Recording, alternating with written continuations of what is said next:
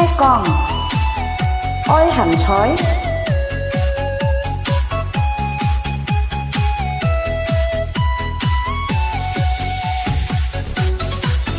đừng có to nhiên như heo thu xít gieo họ tạo phải tàn hè bóng xí cây cu xí dĩ kinh giang chói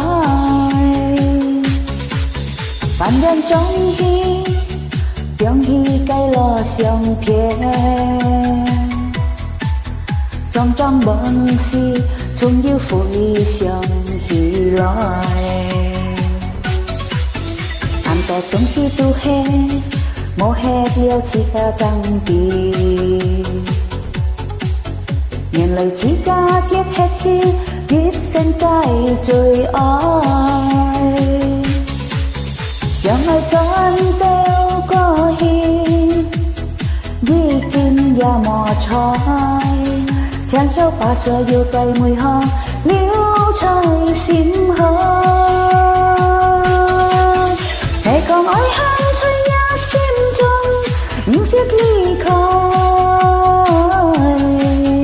rồi nhân nghĩ heo anh hiểu thấy tan còn chợt lói cái từ chiến nhân tự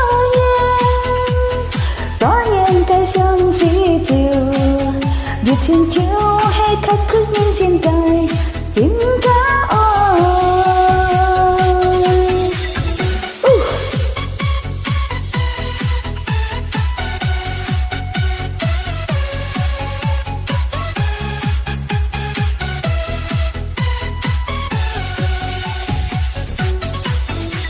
cho tung khi tu he mô he kia chỉ ca tăng tì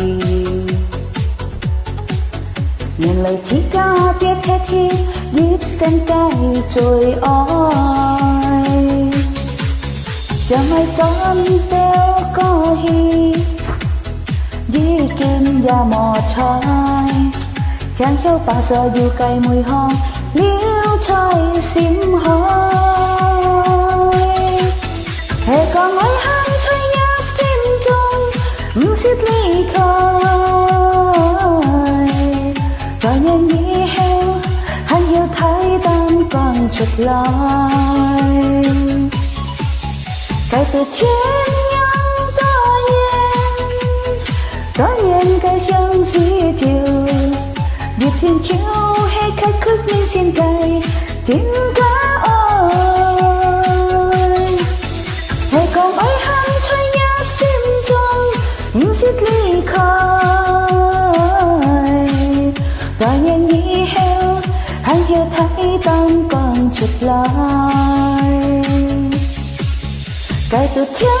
nhân tự nhiên cái sương dĩ chiều việc thiên chiếu hay khách cứ nhiên xin cay chính cá ơi